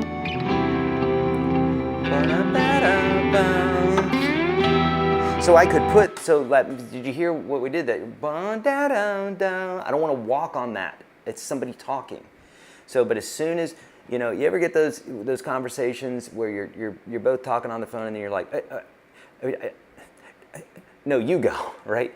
So it's like you wait for the cadence to end and then you say what it is that you want to say. We do this all the time when we speak, but like if I'm listening across to this, if I like that, I don't want to do away with that, then I might try to do my phrase after that. That's just like classic production.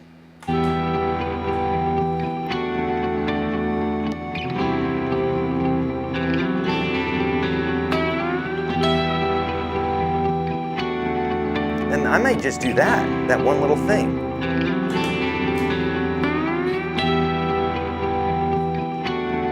I'm gonna redo that.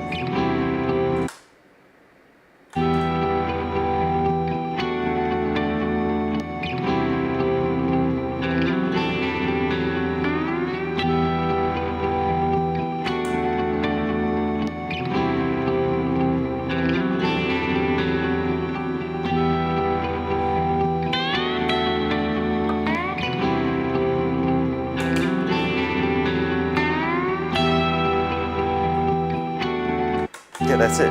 That's all I'm going to do for that.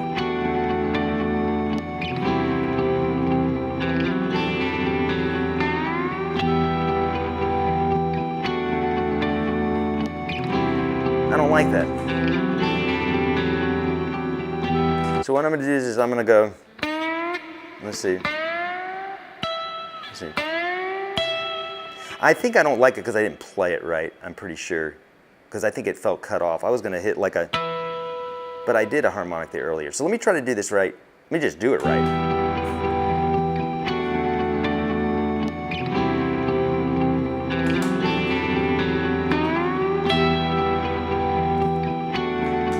I think that'll be it.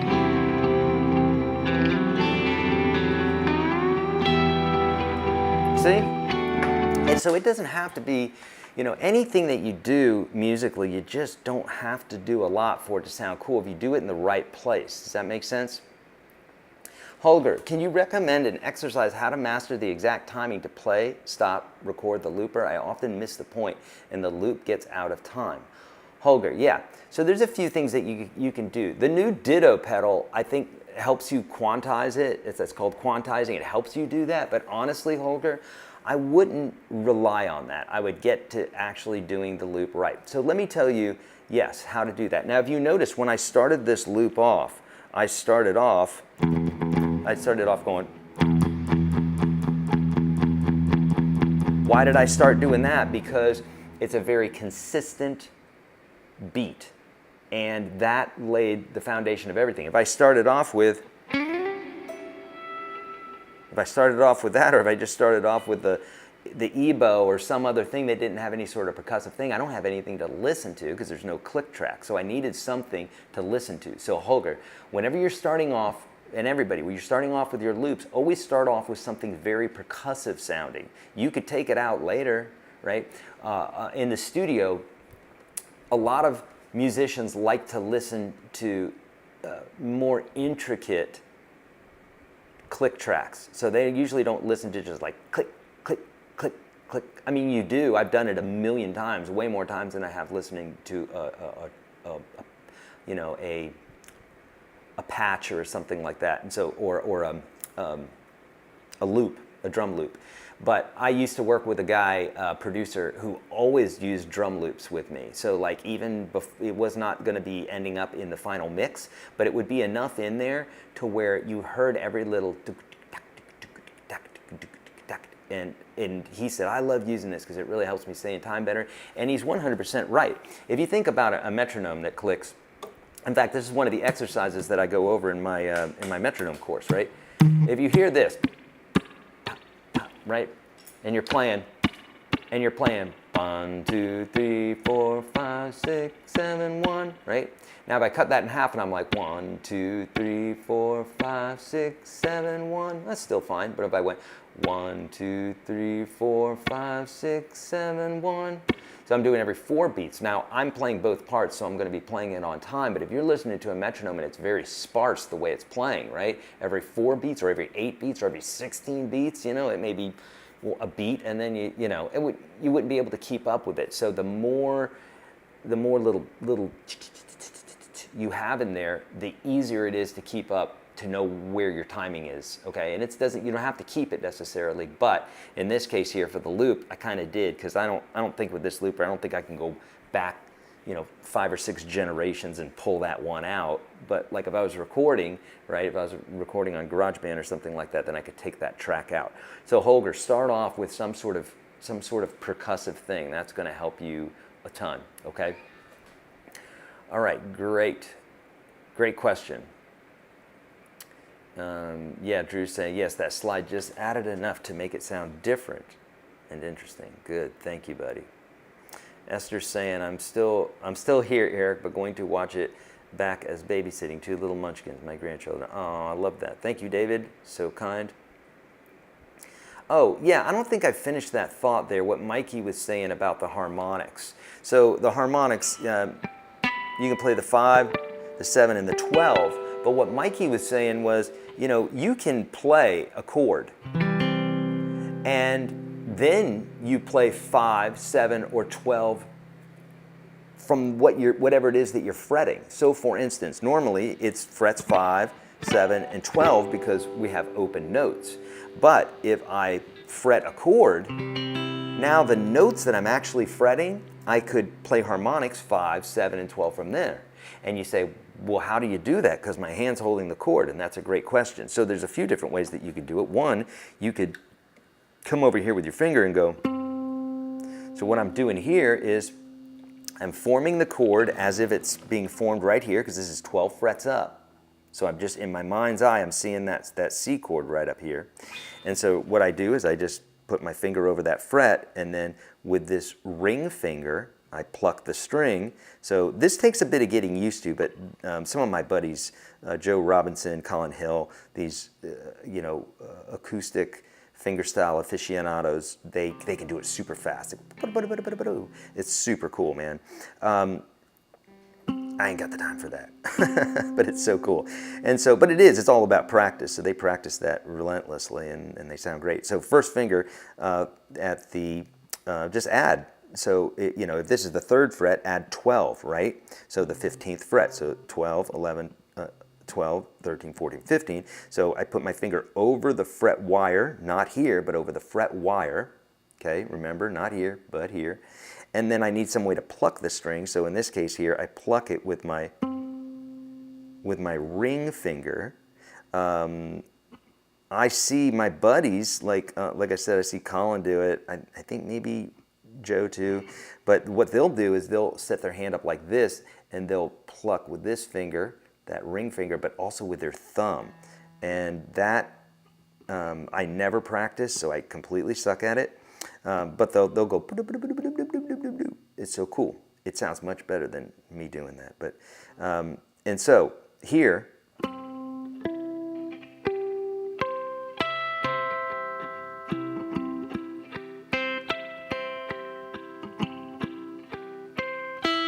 and then the way Eddie Van Halen did it is he would tap right here. So we tap directly over the knot, over the fret.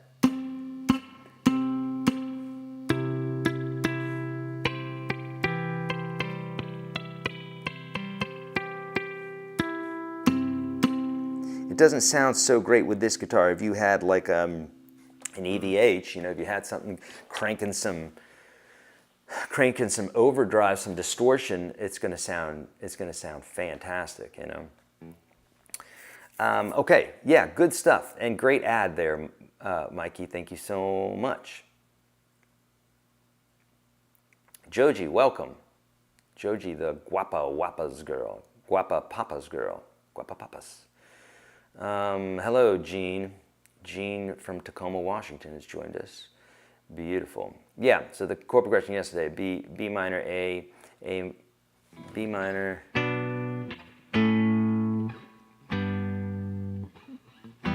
I I think it was an F sharp minor or an F sharp, something like that. All right, other questions. Okay, here we go. Here's another one. I keep forgetting the guitar's chords and scales. How I can always remember them. Okay, so there's no secret in this. The reason that you're forgetting them is you're not doing them as often and as many times as you should to actually remember them. There's no trick to this. However, that being said, if you can start integrating them with some songs, right?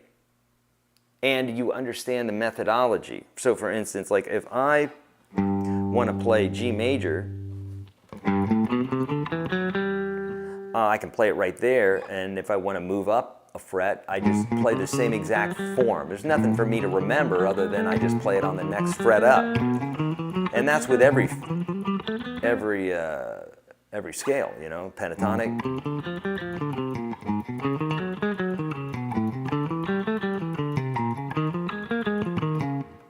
Easy enough, right? With the chords, same thing. Bar chords, it's the same thing going up the fretboard. And you need to understand, as I show you, Learning Hub, if you haven't already, take advantage. And also, who else just joined us? It was Learning Hub, it was Joe G and Gene. So if you just joined us, go get the bundle that I'm setting you guys up with. It's at a pay what you can price. That's pretty awesome. Pay what you can. We've already had just a ton of folks take advantage of that. In fact, we've had over 8,000 people join these broadcasts, view these broadcasts, so pretty darn cool. So get that, and because I talk about scales, talk about a lot of things in there, but for chords, I'm a big fan of, I don't just memorize chords to memorize them. I memorize the chords that I use, and I memorize them because I use them all the time. So same way, I say it all the time, my Mandarin sucks because I don't use it, because I've never learned it, because I got no reason to learn it. So why would I know it? So you can go and you can memorize some chords or try to memorize them, but realistically, the way you're going to memorize them is when you need them, you know? Think about this, man. If somebody said, hey, here are these numbers, here are these 10 numbers, I'll, you know, remember them, okay? And then you come back the next day, you're like, hey man, those 10 numbers, you remember those? And you're like, ah man, I'm sorry, I was busy, I didn't write them down or anything. But if they said, hey man, memorize these 10 numbers, and tomorrow you better know them, otherwise I'm gonna annihilate your family.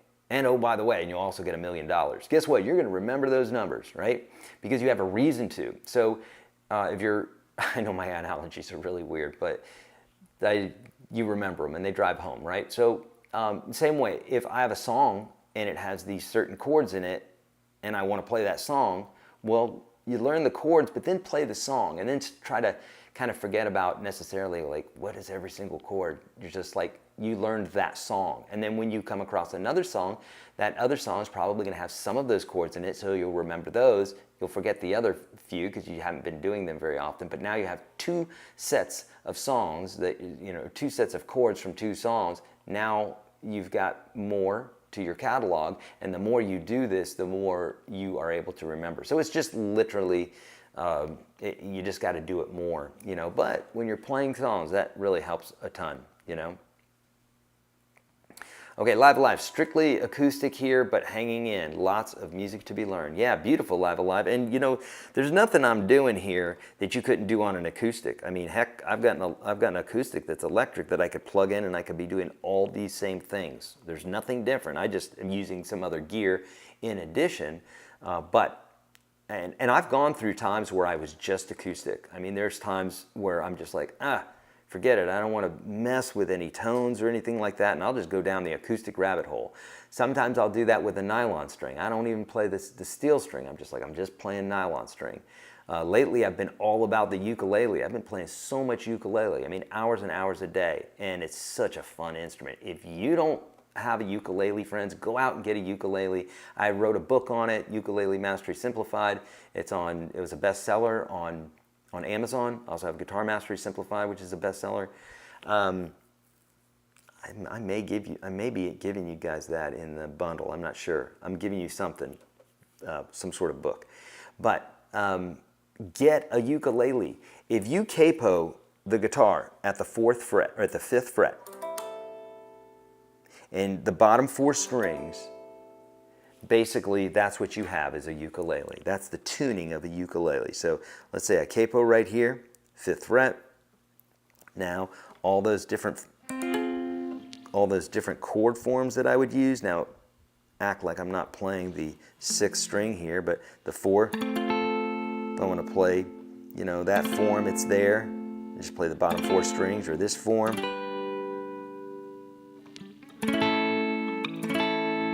All those forms are the same, it's just we're playing the bottom 4 strings. There is no 5th, 6th string on a ukulele. And they're nylon strings, so they don't hurt your fingers. You could play it for hours and hours and hours a day, and it's so much fun. Esther, I have a ukulele. I never touched it, but I'm so prompted to now. Esther, you should, and anybody who's listening to me, if you want, I have a video. If you search YourGuitarSage ukulele, I have a video that covers what you need to know in regards to that. And basically it's like, if you know guitar, you know ukulele, and because you'll need a refresher. It's like I kind of got you there just now. I told you everything, but you may not remember that. And so so when you play the chords, all the shapes are the exact same on the guitar. The exact same. It's just the bottom 4 strings. Now the names are different, but the shapes are the same. So it'd be boring if it was the same, because then why wouldn't you just play guitar, right? So you do have to remember that the names are different, and that takes a little time because you'll be grabbing for a D chord or a G chord, but it's shaped like a D, all right? Because that's the way the ukulele is. It's a perfect 4th up, okay? Perfect 4th, meaning 1, 2, 3, 4. The 4th note of the scale is 4 up. Does that make sense? So yeah, check out that video, Esther. That will help a ton. Okay. Max Josephson says, "Love the tone of my classical guitar." I do too, my friend. I love the classical guitar. I love the tone. It just has this like dark, shadowy, soft, beautiful tone, and it's like I love it. When my son's falling asleep, I'll sit there and play the nylon string for him, and it's just perfect. It's not as the brights aren't there, right? It's more just like that mid-range and some bass, and it's so beautiful. I love it. And if you don't have a nylon string guitar, get a nylon string guitar. They're super fun. Don't put steel strings on a nylon string guitar. Don't put nylon strings on a steel string guitar. They're not meant to, and there's reasons that you want to do that. On a nylon string guitar, a lot of times they don't even have a truss rod, which is a steel rod that runs down, you know, all steel string guitars, and it supports the neck, because you know, from here to here you have about 110 pounds of pull from these strings. So without that counter, without a piece of steel going through there, this neck could snap very easily. Nylon strings, they don't, you can bring them to pitch much, not easier, because that would be a lie. They're much harder to bring to pitch, but they're not as tight, if that makes sense, because you're pulling nylon instead of steel, and it's not the same amount of pull. So nylon string guitars usually don't have a truss rod. Some of them do, like Ortega's, which I have a couple of Ortega's. They do. But you don't want to put steel strings on a nylon string guitar, because they don't have that. Number one, they don't have the truss rod to support it, and then also the nut is cut differently. So if you put nylon string guitars on a steel string guitar, the strings, especially the last, you know, the strings 1, 2, and 3 are so thick that they'll sit on top of the nut. They won't sit in the groove of the nut. So you know, this is the nut, and you know how there's like these little grooves in there. And if you took nylon strings and put it on this, it would sit on top of the nut. So then when you go to play, the strings are super high. And sometimes even with the lower strings. So that's why you wouldn't want to put nylon on steel. And as far as putting steel on a nylon, don't do that unless you want to break your guitar, okay?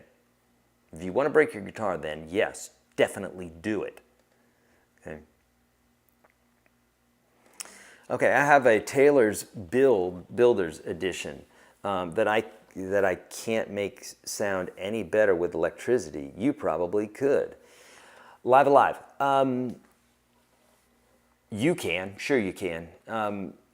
I have, you know, you could take these acoustics and well, look, man, watch this. I got one sitting right here. I got my Gibson sitting right here, and there's nothing that I'm not doing that I couldn't do. Now, if you're running through an amplifier, you're going to get all sorts of feedback. Number one, the pickup in this too, by the way, is called an LR Baggs Anthem, and I just love it so much. They don't pay me to say that. They didn't give me this, or I'm not endorsed by them or anything. It's just literally, it's just such a great pickup. Out of any pickup that I've ever heard in any acoustic ever in the history of ever, it by far is the one that sounds the best. Okay, so look, I'll turn my microphone off.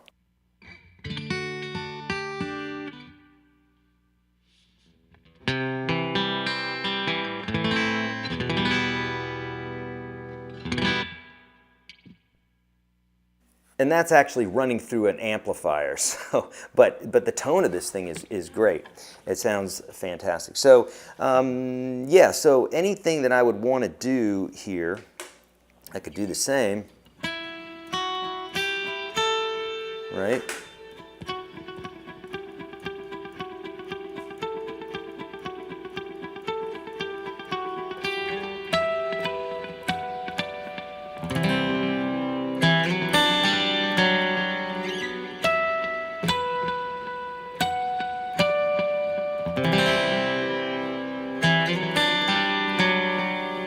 Or if I wanted to bring in those swells, you know.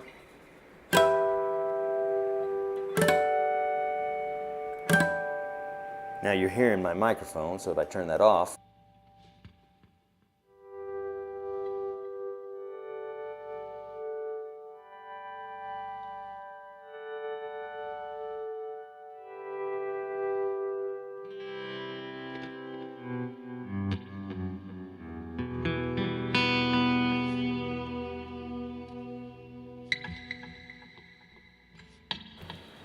So you can make that sound pretty cool, right?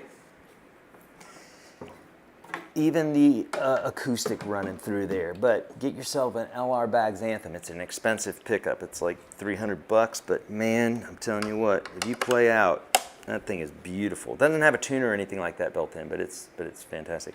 What do you say? Flame, maple, back and sides? I don't even know.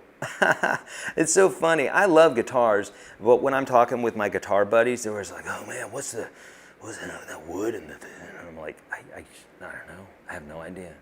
I don't know what it is.